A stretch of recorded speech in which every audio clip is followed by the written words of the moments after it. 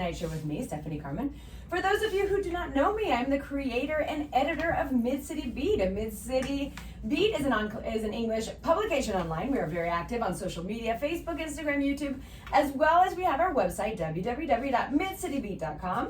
If you are watching live on Facebook, you can write a comment in the chat, or if you are listening on the radio, you can always WhatsApp us at 999-126-0097 if you have any questions for me or for my guest tonight. So, just so you guys don't go anywhere, before I tell you about what is going on in this city, my guest tonight is a Rainy Storm, who is an astrologist and among many other things as well. But we're going to be talking about astrology, some of the things that she's doing here in Merida, Yucatan, and so stay tuned. We'll be talking about that intense eclipse that is coming up. So yes, don't go away. We gotta learn all about that as well.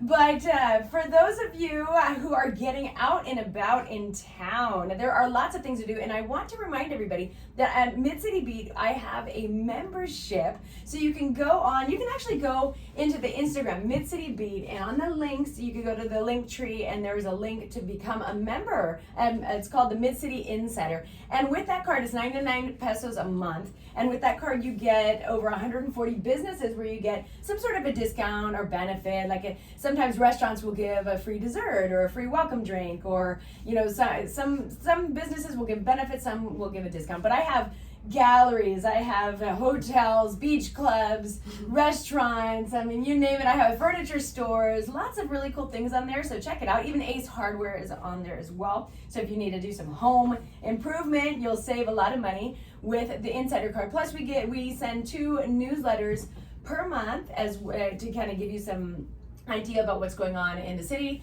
as well as you have a Google map. And so that can give you access to all of our recommendations, etc. So that one's really cool. Go on to Instagram, Mid-City Beat, and you can go into the links there and become a member for 99 pesos a month. Also, if you are planning on maybe taking a little escape from Merida, I love it here, but sometimes it is nice to get out and about. If you are planning, or if you would like to go to Hallbosch, there is a special deal at Casa Sandra, which is a beautiful hotel in Hallbosch. It's been there for over 20 years, and it's a holistic retreat hotel as well. So there's lots of different services as far as yoga class, meditation, and it's really a tranquil place that's beautiful right on the beach, an excellent restaurant. And so they're having a special deal. So if you book 5 nights, you can pay for only 4, plus receive $80 credit in services. And if you want to stay 7 nights, you have all the benefits I just mentioned, plus an extra 10% on dinners, or 10% off of dinners. And if you want to stay 10 nights, you receive everything I already mentioned, plus they will give you free transportation on the ferry one way. So if you want to take advantage of that, you can book it before April 31st, and you can book anytime until October 31st, but you have to make sure that you buy the trip before April 31st. So you can choose a nice getaway. If you are interested in doing that, you can call 998-120-7061. Again, that's 998-120-7061, and that's at Casa Sandra Hotel in Hallbosch.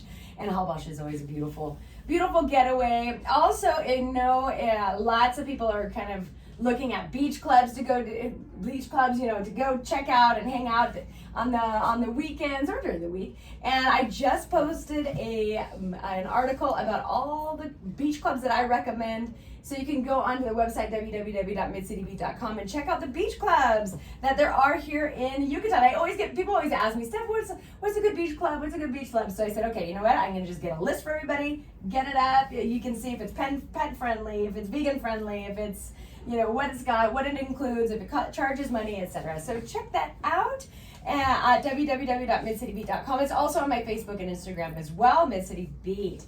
So, without further ado, I I am going to invite my guest. So a rainy storm is here today. Hello. So what's welcome. going on? What's going on? So to let you all know, a rainy storm is a cosmic root work astrologer and intuitive diviner. She specializes in evolutionary karmic astrology.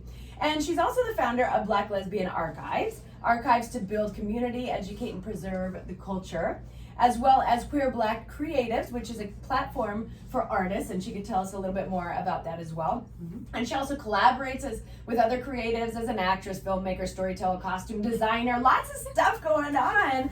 So you'll have to check out her social media, but we're excited to have her on, so welcome. Oh, thank you for having me. Thank you for accepting my invitation, or I guess reaching out to Sure, yes, she reached out to me last week and I was like, oh, that's interesting.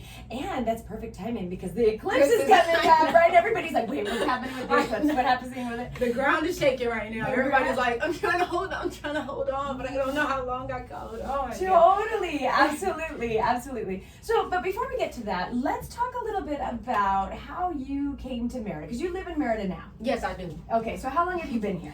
Okay, so I've only been here not even 3 months. 3 months will be the beginning of March. March 9th will be the 3 months. I didn't even know Merida existed at all on the map. And so I knew, like, probably in the summertime when I was in New Orleans at the time, something was calling me. Spirit was like, it's time for you to move, but not in the U.S. It's time for you to move out the country. We need you to go. So you were living in New Orleans. Are you from New Orleans? No. I have family in New Orleans, but I'm not from New Orleans. I'm from Texas originally, but my dad was in the military, so we moved around quite a bit. Okay. And so the last place that I was in was New Orleans, and I went back home to take my granny because she has dementia. It's all stuff. And so I went back home, and then as I was like kind of home for like a good 5-6 months, I decided to get everything in order, to get everything ready. I didn't know exactly where I was going. I was gonna go originally to Belize, is where I was gonna go. Oh, okay. But then there's this thing, it's called astrocartography, or like a relocational chart. Sure, I've heard about that. I pulled up that chart and I was like, okay, my North Node line, which is Sagittarius, and then my MC and also my Venus line was like right in between the Yucatan. Okay. And so I was like, looking, I'm like, I don't know what place to go. I was gonna go to Belize, but I wasn't really feeling it. It wasn't like calling me to like go. And there is a call that you feel. There is a call. You feel something when it's time for you to. Well, for me, intuitively, I feel things when it's time for me to move or it's time for me to go to the next place. And I was like, I could visit, but it just ain't kicking for me. And so I was looking into Colombia as well. Okay. But I was saw that within your. It was, I think it was more, if I'm not mistaken, I think it was more from my Saturn line. I'm not sure. I have to go back to my astrocartography card. But I was like, but I saw a Merida there. There's another place. Oh, right. Yeah. And so. Merida, Venezuela. Oh, okay. Merida, Venezuela. Oh, it's Venezuela. Yeah, I believe. Okay. Unless there might be one in Colombia, but I know there's one in Venezuela. It probably is because it's right on that border. Right. Okay. And so I was like, okay, well, maybe. I'm like, I don't know. And so when I went into, it was like a group, WhatsApp group that was out here, creatives and stuff like that. And I was talking to them about like moving and stuff. They were like, girl, that is in the Yucatan. You looking at 2 different places. And I was like, wait, what? So I looked on the map and it was smack dab, like right in the middle of, or beside my North Node line and my Venus line. Okay. And I was like, I don't know what it is about this place. I don't even know where this place came from, but I have to go there. Like, I have to go. And so I started making plans to come, moved in January 9th, got my plane ticket, got my place to like transition and things like that. And I was out. So that was what year? This year. That was this year, or I guess last year, right? June? January 9th. Oh, January 9th. Yeah. So you're I'm fresh. I'm fresh. Okay, so what are your impressions? I love it. I fell in love the first week I got here. Like, honestly and truly. Honestly, being here energetically, I'm not saying it's the same, but it reminded me a lot of New Orleans, like spiritually. Okay, in what way? Because you know what? I have never been to New Orleans, and it's one of the cities in the United States that I've always wanted to go. It's always been on my list, and I just haven't actually made it. I'm from California, and I've been to so many cities, and I think I've traveled to over like 38 states. Oh, but New Orleans has always been my. And so I have this love affair from afar for New Orleans. You should, especially now. Like I mean, just whenever you can go. It's spiritually, like, when you step on the ground, you can feel, like, it feels like an activation, kind of, sort of. And then also, too, when you look across the map, New Orleans is right across from Maida. Like, literally right across the water. Well, it's also a sister city of Merida. I could see they that. They do cultural exchanges. I could see that. Because look at the architecture. That's another thing I fell in love with. Is the architecture. Yeah. I love me an old school. Now, granted, historically, the haciendas and, you know, colonial, Victorian homes was, you know, for different things. But the architecture of the homes, for some homes, absolutely, are gorgeous. It's that you could tell that, especially back in the day, the love that was put into the homes. You know, having a home, or just it's so many different things. And then the art, and then the artists that are out here, the communities that's out here, the culture is another thing too. Like, it's nothing like I've ever experienced before, you know. And like, this is my journey outside of like traveling with family or friends, and it just being me off of my own, you know, just energy and traveling and things like that. So it's been really eye-opening for me. I bet. Okay, so we are going to take a quick commercial break, so do not go anywhere. We will be right back. Welcome back to What's Happening Yucatan, your Wednesday night show with me, Stephanie Carmen. I am here today with a rainy storm who is brand new, pretty much, in Merida. Well, relatively, a few months now. Yeah, she got here in January. And she works with astrology. She's an evolutionary and karmic astrologist, among many other things. And we're kind of talking about her journey from New Orleans, which is where she was before, and now she's here in Merida. So yeah, I was asking her a little bit about, okay, so what was your impressions, and how is it that you're fitting in here in Merida? So how you found kind of your groove? Oh yeah, so I've definitely found my groove. And things, I wasn't even supposed to stay here long. I was gonna do like month places. I was gonna go here to Guatemala, to Costa Rica for like a month and just travel. But something was like, when I got here, it was like, you need to ground. We need you here at this moment in time. And so I was like, okay, well, if y'all want me here, set some things up so I can be here, you know, long term. And boom, literally, like, everything flipped. I was in like 2 different spaces, and then eventually ended up finding a home to actually be in. So it just kind of like, so now you have your house and you're establishing. Yeah, that's great. You know, and that's also a recurring event, let's say, or a recurring topic. This is what happens to people. A lot of the people, the foreigners that come to live here, and you know, the Yucatecans say, oh, you drank the water, the well water, right? And I swear almost every guest that I have here, I said, oh, you drank the well water then? Because like, oh, I came for 2 weeks and all of a sudden I'm living here for the rest, you know, I've been here for 20 years, you know. So that tends to be what happens. Either you feel the magic, there's something magical here, and you either feel it and this is your, all of a sudden, your home, or maybe if you don't and you move away or whatever. But yeah. It's like a portal. It feels like a portal. It's like a portal. Like a vortex or a portal. I was saying, you know, it's, you know, the asteroid that hit here, you know, 66 million years ago that killed all the dinosaurs. It was like right here. And there's something cosmic about that. So talking about the cosmic and the astrological events that are around us. So you are an astrologist. Yes. And you have been doing astrology for how long? 7 years. 7 years. And so how did you get into astrology? Honestly, first Beyonce, because she had this song called Signs. I forget what album that was, but she was on that I forget which album it was or whatever, but she had this song called Signs, and she was like, Capricorn, Aquarius, Pisces, Aries, or whatever. Totally. So I was like, oh my God, I need to know my sign. My granny had this pendant on the refrigerator, you know, the little magnets you keep on the refrigerator or whatever, and it said August, and it had a Leo symbol on there. And I was like, me. That's me. My granny's like, we share the same birthday. Or not the same birthday. What's your birthday? I'm August 24th. I'm on the cusp of Leo and Virgo. I'm a Pisces rising and a Cancer moon. Vedic or tropical astrology. Vedic astrology, I am on the cusp of Cancer, Leo, Aquarius rising, and Gemini moon. Okay. So it's like, But what do you work with tropical? I work with tropical. Okay. So if we're talking about the Aries eclipse, which is the most common. So when people say, "Oh, I'm a Pisces, I'm this and that," it's usually tropical that they're talking about. Usually tropical that they're talking about. But as Pluto is moving through Aquarius, I've noticed a lot of people are starting to kind of, I wouldn't never necessarily say fully denounce tropical astrology, but now I'm seeing people starting to explore other modes of astrology. Like other types of astrology that's not just tropical based or Western based. So it's definitely developing into something new. So that's why I'm like, I'm definitely talking about now tropical astrology, of course, but I'm also open to learning other forms of astrology as well, and seeking those types of things as well too. So So what would you say brought you into astrology? Or what is the most interesting thing for you about astrology, or about what it tells us about ourselves?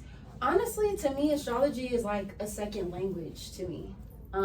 It feels like one of those things, honestly, an act of self-care, if you will, because you're learning deeper parts of not only yourself, but like your roots, where you come from, your family lineage. Like, I don't know, it just goes very, very deep. And I think that's something that's very sacred. And I think that's something that we all should know. Honestly, I really feel like astrology should even be included in schools, you know, because it just gives you deeper access to like who you are versus just like your sun sign. Your sun sign can only give you so much, you know? Right. Your sun sign is usually like the lessons that you've come to learn in this lifetime, but it's not the embodiment, the fullest version or the fullest embodiment of who you actually are in this lifetime. Right. You know what I mean? So let's take it back just for those who might be new to astrology. What exactly is it? Okay, so you take your birth date. Or why don't you tell us? Birth chart more so is like the birth date, birth time, a location, and things like that. So you as an astrologist, if I'm first going to you, you say, okay, give me your birth date, your birth time. And the time you were born, location of birth. I look at it as like a blueprint.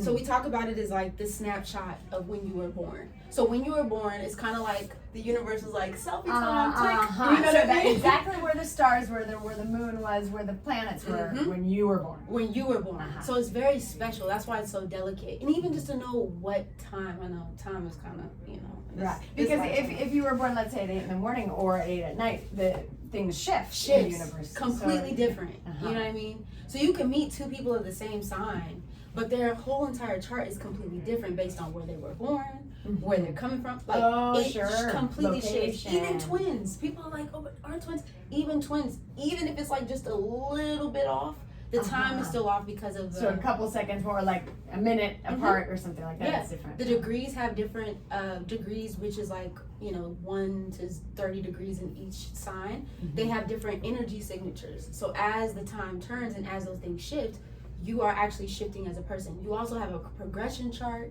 So as you go throughout your life, you start to progress into another sign. Like it's I love it because it's so complex, but also at the same time, it gives you a deeper, I guess you would say deeper explanation, or just a sense of knowing like who you actually are. Right. You know what I mean? Like I said, deeper than that sun sign. To understand your mannerisms, your character, why you react certain ways. If you delve into your chart, it might start to reveal some. Oh yeah. When I started learning about astrology, like back in the day when I first got into it and I put up my chart for the first time and I looked back on what was happening in my life, I was like, oh, that's why that was happening. Or that's why I was experiencing or going through all these different transitions and things in my life. Or this is why this was happening. Or because of my chart or what was going on in the planets while I was like experiencing my own personal chart and things. Right. So and I can tell you, like, the stuff that's just been, like, on brand of, like, accuracy of, like, looking at my chart and then seeing, like, the planetary, like, collectively planetary things moving has been on point every single time. I can even go through, like, the patterns of what was happening during those times and be like, yeah, that was really on brand for what was going on with my chart, too. Right. Okay, so now when you say your evolutionary and karmic astrology, what does that mean? So I am specifically focusing and specializing in past lives. So talking about past lives and also like your destiny, mission, and purpose. So evolutionary to me is like evolving you into not who you just were maybe when you came into like a previous incarnation, but who you are actually moving forward to. So evolutionary astrology, we usually talk about the south node, and we usually talk about the north node or the nodes of the moon, which usually talks about our purpose that we experienced in the past life, some of the lessons that we learned in the past life, and then moving out of that uncomfortability or moving into uncomfortability into your north node, which is your destiny. So so the south node and the north node, what exactly is that? So south node is past. Okay. So think about south node is past. For example, I'll use myself as an example. Okay. I'm a south node in Gemini. In the 4th house, tropical astrology. So past lives of like messengers. Even still, we can even talk about your family dynamic and things like that. So, having a family lineage of Gemini, which is the messenger of people who are diviners and can divinate, and also too just a lot of chattering and movement going on. Also moving a lot. I've also experienced a lot of moving. Gemini, Mercurial is always moving in things. And then North Node, which is Sagittarius, which is like, and also too, Gemini is very factual. It's like, okay, these are the facts. Did you know about this? Did you know about that? It can kind of be like the jack of all trades, but the master of none. Sagittarius, though, moving into that North Node energy at the top of my chart in the 10th house, which Capricorn rules, is like public status, public image, legacy, the things that you want to leave behind. Sagittarius is the seeker. It wants to unveil truths. It wants to not only go into the facts, right? It doesn't want to just go into like the small facts, but it's like, let me see what philosophies go behind this fact. Let me explore the different cultures. Let me actually go to the place, or let me actually go experience the cultures. Let me learn the language. Let me get immersed in this place so I can speak about those experiences. You know what I mean? Right. So, when you say the north and the south. South node. Node. So that has to do with your specific chart, and then you figure out where those north and south poles, in a sense, or nodes are when you were born. Right, and it's generational too. Your north and south node is generational. So in what way? Generational, and like, I think north node in Gemini or south node Gemini is started in 19. Oh, don't get me lying. I'm trying to think. I think it's like 1988. I think to like 1994 or 95. So it's like a generational. It's within a generation. Okay. Right. Okay. So you'll see that with each chart that there's like a collective generation going through that specific period in time. Right. There's so many different elements to it. You know, when you don't know much about it and you're kind of ignorant to astrology, it's like, okay, well, I'm like, for example, I'm a Pisces. My son's in Pisces. Oh, happy birthday! Or happy belated birthday! It was a couple of weeks ago, but so I'm a sun in Pisces, and then but a lot of people think, okay, I'm Pisces, so then just all the characteristics of Pisces, that's me. But it really goes way, as you start getting into it, it goes way deeper. Way deeper. It's like reading a story of your entire life. Right. Okay, so we are going to take another break, but don't go away, and we will be right back to continue talking a little bit about astrology and also about what is going on with this eclipse. Don't go away. Welcome back to What's Happening Yucatan, your Wednesday night show with me, Stephanie Carmen, and we are talking with a rainy storm astrologist here, as well as many other things, and we'll get to that in just a bit. But we're talking about astrology or astrological charts and how it kind of influences you, and Rainy Storm is telling us how if you get your chart done and you really learn about yourself. Or it's a way to help you learn more and more about who you really are, or maybe learning about why you react certain ways, or why you attract certain people, or why you just learning about yourself in general. And that's what we're talking about. So, in the upcoming eclipse, which is coming up on April 8th. So everybody's talking about this. Yes. So tell us, first of all, what kind of astrological impact is this solar eclipse going to have, and why is it so important? Honestly, to me, it's really important because this is like the start of a completely different chapter in everybody's lives collectively. Not only do we have the North Node in Aries, which is what we're talking about, what we're gearing towards, right? What we're going towards, Aries. We have Chiron in Aries, which is like the wounded healer, like the wounds, like the deep-seated wounds that we're trying to like alchemize in a sense, or Okay. trying to heal in a sense. Mhm. We have Mercury in Aries in the middle of a Mercury retrograde that started on April 1st. That will be here until April 25th. Okay. And then we have the Sun in Aries and also the Moon in Aries. So we're going through a kazemi. It's really Aries. It's very very Aries. Okay, so for the people who don't know much about signs, what does Aries like in The a representation, nutshell? right? What The is it? representation. So Aries, first and foremost, before we get into the passionate fire and things of Aries, it is the first sign of the zodiac. Mhm. It rules over the head, the part of the head, your brain, your face. It's when the baby comes out, that's Aries. It's when you first come out the womb and you open your eyes to life.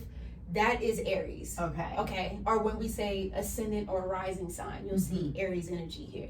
You also see Aries as this energy that's very passionate, that's very fire, and also very childlike. You know, Aries is the type of energy, it's like, I'm just gonna do what I do and I'll ask questions later. Aries is not wait. Like Libra on the opposite end of Aries, which we experienced that eclipse on March 25th, which, you know, we can talk about that one. Maybe another episode. There's a lot going on during that too.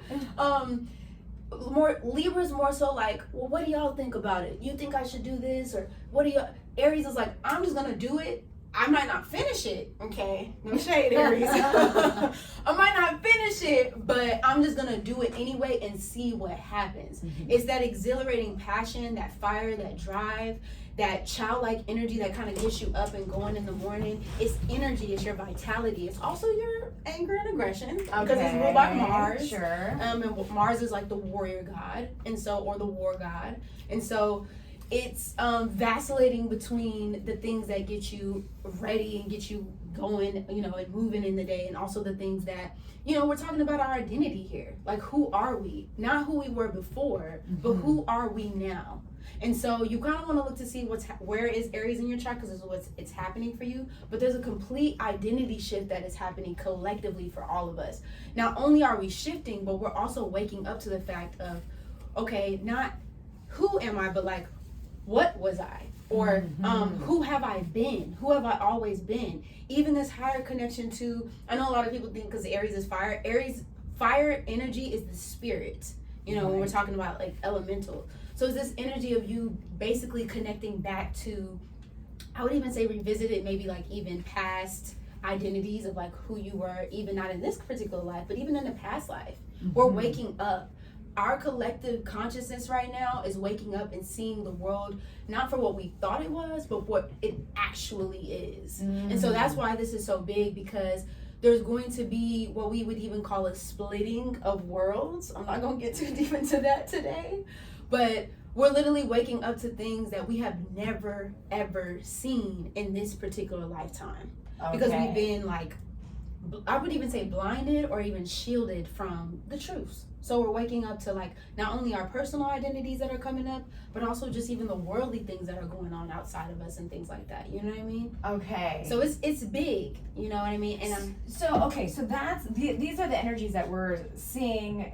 The most, I guess, the powerful energies maybe that we were seeing in the eclipse that's happening on the 8th. So how does that manifest? I mean, like, how will we see that, or what do we need to look for within ourselves and be able to kind of work with knowing about these energies? Well, I'm gonna say this, and I'm gonna say this lightly when I say this. This eclipse is not going to be the most comfortable shifts. I think if anything, they're going to be very illuminating to the spirit and to the soul. Because you're having to literally let go of what once was as a person, as a being. So for example, I'll use myself. You know, Aries is happening for me in the 2nd house. It's the Taurus house of my values, my value system. It also rules like money and finances and things like that. For me personally, I have all of my like subconscious beliefs about myself have literally been coming up, and I'm having to now clear that. You know, Aries, if we're talking about the childlike self, is going back to the times of where when you were a child, for example, collectively, if I'm not just talking about myself, but just collectively, where in childhood were you held back? Where did somebody tell you could not do something? Okay. Or where did somebody tell you that you weren't enough to do something or make things happen? Or be that childlike spirit? Maybe there's some people out there that might be listening to this where you had to grow up too fast. So now what does it look like to maybe go back and like maybe listen to the things that you used to listen to, like music, or get in touch with your child, your inner child self. Yeah, your inner child self that was, and support the inner child, or tell your inner child different stories. Right, like what raw part of your inner child or self made you feel the most fun, or you had the most like you know how children, they kind of have like this, you know, energy where they're just kind of like they don't have like a, oh, well, I have to get this done, or I have these responsibilities or duties and things like that. Granted, you know, we live in this material plane, right? And things like that. But there's no, there's nothing that's necessarily holding a child back from just being in its raw, energetic self. And so it's, this Aries energy collectively for us is going to be trying to release that and pull that and remove that from our lives. You know what I mean? And so Aries is going to be ushering that in and bringing that in. And if you're accepting of it, kudos to you. Because this Aries, I think this Aries shift will be, if anything, a celebration for you. But if you're resisting that change, or you're resisting that fire blazing through your entire life in that particular area, then you're gonna be fire. Right. You're gonna be hard pressed to like shift, because you're still trying to hold on to like this old version of yourself, or this old identity, or even not even just within yourself, but the world. What's happening in the world too, if we're thinking about it. So for those of us, or those of you listening who aren't necessarily into astrology, but you're feeling some sort of a way, what would you say? Okay, kind of go with your emotions, or how would you translate that into maybe people that don't delve too much into astrology? I would honestly say the best remedy, I would say, or just this chironic energy in Aries, is the best remedy is just to do it and not be mulling over like, well, could I? Maybe should I? Could I? Don't overthink it. Don't overthink things. Don't overthink it. And during this time, which is this eclipse season, is what? It could go up to 6 months, you were saying. Yes, it could go up to 6 months to a year. I also would say what was happening for you in April of 2023 last year. That theme is going to be coming up again during this time. Okay. So whatever was happening, I think it was like mid-April of 2023. Okay. So whatever was coming up during that time, this is going to be the eclipse that's like following up and bringing that energy back up. So let's think about last April. I'm thinking, oh man, I had kind of a rough last April. It was a rough time. It was slightly rough, so let me think about that. Yeah. All right, so don't go away. We have to cut out for one more commercial break. We will be right back. Welcome back to What's Happening Yucatan, your Wednesday night show with me, Stephanie Carmen. And today I am here with a Rainy Storm, who is an astrologist. Hello. And among other things. And we are talking about the eclipse that's coming up, and kind of the intense energies, because I know it's kind of the buzz around. There's a lot of people are talking about the eclipse, you know, whether you just want to see it. I mean, here in Yucatan, we're going to get kind of a partial view, right? They'll get a full view in the United States, in some parts of the United States. And then in Mexico as well, I think Hidalgo, Durango, you'll get a full view.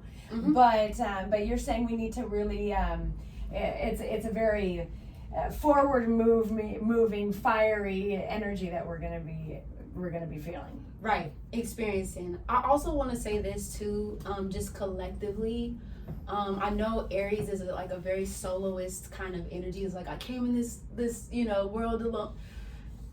Also too, with the opposite end of Libra is like also balancing that solo Aries energy with like collective community and communal, us being able to get back into like the community spirit, because I think we've been also just kind of detached from that energy, especially with the times or the things that are going on in, not even just now, but the things that are going to be happening during these transits, not only for this year, but the next 20 years to come. I just want to remind y'all to please lean not only on yourself, especially with this Aries energy here, it's understanding yourself, all right, and knowing yourself, so you know, I would say, or having like the sense of discernment of like what to allow into your new version of self or identity, but also leaning on community and also leaning on other people to make like the world really shift in the ways it needs to, because I think we've been very displaced from that energy as well, and we're gonna need it Okay, let me just say again, Right. with everything going on, we're gonna need each other. Okay, Right. so you don't think that this is like a solo journey here on this lifetime. Don't isolate yourself from your community. So if you need support or if you need help, find help, ask for help, get the support that you need in order to do whatever it is that you need to do here, because we do have a mission and we do have a duty here to this earthly plane. Okay, so when you say that, can you give us a concrete example about what somebody might be experiencing and how they should deal with it, understanding this astrology and this astrological event? As far as like for example, like if you say, okay, you feel all of a sudden some sort of a way, like can you give us like an example so people say, oh, if I have this experience, then I can do this? Well, if I'm talking about like collectively, especially like on the Libra and Aries axis, Libra is a lot about relationships. Okay, relationships. Yeah, so let's give it a relationship example, because everybody understands that. Right, everybody loves relationships. Everybody's listening. You know, their ears perk up. Right. Well, Libra is coming from this standpoint of relationships and intimate connections that we have with each other, and even partnerships and even in marriage. Aries is like, okay, now it's time for me to kind of go at things alone. Not to say that if you are in a relationship, I'm not saying now there was the great breakup going on. October of 2023 last year was the Libra eclipse. So what was ever happening March 25th was a reflection of the Libra eclipse that was happening in October of 2023. So whatever was coming up during that. But it's the axis of going at something solo and going at something in relationship to somebody else or relationship to another person. Okay, so if there's like a struggle or tension, which we are in the Mercury retrograde, so there could be past lovers coming back, okay, or intimate connections coming back, ask yourself this, all right, did this relationship or the relationship that I am currently in right now, is it serving me, okay, Aries, serving me in my highest good, or is it depleting from my what? Vitality, energy, Aries. So are my relationships being reflected of my own true nature, my new or forming identity of self? Are they hindering those things? Okay, so that's like the bigger picture that's going on right now. So I guess, you know, in when you're feeling it like a somatic way, are you feeling like a wrench in your gut? Okay. Or are you feeling good? Yeah. Right? When you have conversations with people, how do they make you feel when you leave those conversations? Do they make you feel uplifted? And granted, we all go through stuff, so you know what I'm saying? But do they make you feel uplifted, or do they make you feel like you're being dragged? Like you're like, dang, every time they call, like I'm feeling like, God, like I'm drained, like, you know what I mean? Or my vitality, Aries, my energy is being depleted. Right. You know what I mean? Or for example, maybe you have friendships that are outdated. You know what I mean? Like maybe, and there's nothing wrong with outgrowing friendships. We talk about relationships all the time, but we don't talk about like sometimes what it feels like to outgrow those intimate connections and friendships. And a lot of times we'll stay with things because we're like, which is very Libra, well, they've always been my friend. Right. And we've always done these things together. But who are you now? Is the people that you are around, or the person that you are around, or the relationship they're in, does it match that energy? Right. Does it match that Aries energy, or is it falling by the wayside a little bit? And do you need to have the conversation to shift the relationship, or do you need to let and release that relationship go? Right. So you can focus on bringing in this new sense of self and identity, and actually, you know, being or attracting your soul tribe of people who actually relate to the person that you are now, not who you were then, or people comparing you to who you were in the past. Right. You know what I mean? Right. Okay, so I guess, you know, kind of what we can bring in general from this is that, you know, as these feelings come up, you kind of ask yourself the question, is this working for me? And I kind of just go back to where your happiness is truly, right, and where you're feeling at peace on some level of peace with your decisions and with how you feel. Right, because I think a lot of times people get it twisted and think that being selfish is a bad thing. But when you're selfish with yourself, the ways in which you show up for other people, when you're selfish, when you're honoring your own needs, I would say that. is 10 times better Right. than when you're constantly Absolutely. giving out, constantly putting out, constantly putting everybody else first before your own needs. You start to build up resentment. Right. You start to feel some type You're of way. distracted. Right. You just, Yeah. energy depleted. You know, you're looking dusty. Like, it's just energy Yeah. dusted. You know what I'm saying? Yeah. So we want to get it into a space where you're like, okay, no, I'm honoring my needs. So I'm honoring how I felt when I felt that. I'm honoring this new person that I am shifting into and becoming, and that's okay. Mm-hmm. You know what I mean? And then everything else outside of that, when you're honoring yourself, is going to reflect that same energy that you're giving within yourself. Right. You know what I mean? Yeah. So your reality Absolutely. starts to look different, you know? Well, great. Mhm. Well, we are going to have to start wrapping things up. We only have a few more minutes left. But yeah, I think I definitely got some good points about how to kind of hone in this energy for the eclipse. Mm-hmm. A little bit more understandable, because I know there's been so many things out there and I'm just like, wait a second. What? But also I know that you also have some other accounts, and I want people to be able to follow you or maybe reach out to you if they're looking for their chart to be read, etc. Mhm. So how can people reach you? You can actually find me at Linktree /crewmakedo. So KRUMAEKDO. Okay. On my Linktree. And on Instagram. And on Instagram at crewmakedo. Also at a rainy storm if you're looking for that. But if you go to my crewmakedo handle, you'll find all the rest of my information on there. Yeah. Right. Mhm. And so you are doing you're reading people's charts, or you're doing their astrological charts? Is that one of the services that you do? Oh yeah, I do astrological charts. I also teach astrology on YouTube. So if you that's right. yeah. You did a class at the Merritt English Library. I Right? did. It I was saw such a that. good class. I gotta go back there. Yeah, they're if y'all great. if y'all could go to mail. It's popping in mail. We love the mail. Absolutely. Definitely, but yeah, definitely go check me out. I'll have some classes and stuff like that available too, and I have other things coming up as well. And if anybody also too is listening to this and looking for a creative director, please come find me. Yes, because she does lots of different I things. do. You're a very creative person, and on your Instagram you have your whole bio and things, and so there's lots of things that you do. So well, thanks so much for coming, and I want to encourage everybody to follow your account, and then also don't forget to follow Mid City Beat at www.midcitybeat.com. I'm on Facebook, Instagram, YouTube, of course, What's Happening Yucatan. Oh, and I just finally figured out how to put this particular show from Radio Mundo 89.3 on Spotify. So you can actually look it up under What's Happening Yucatan and get all of our shows. So if you've missed half of the show and you say, oh, I wish I had listened to the first part, the next day I'll be posting it up. So definitely look for that, and you could also message me and I'll send you the latest show, especially on this one. We got to get the scoop on the. I know there's Eclipse. Hang on to y'all wigs, everybody. Yeah, hang on tight. We almost through this particular version of what what's happening in the ethers and things like that. Okay. Well, very good. Well, thank you so much. And don't forget also to follow Radio Mundo Merida 89.3 FM. They're on Facebook, Instagram, and also Twitter. And that is it for tonight. Enjoy your week. Have a great weekend. And I will see you all next week. All right. Bye.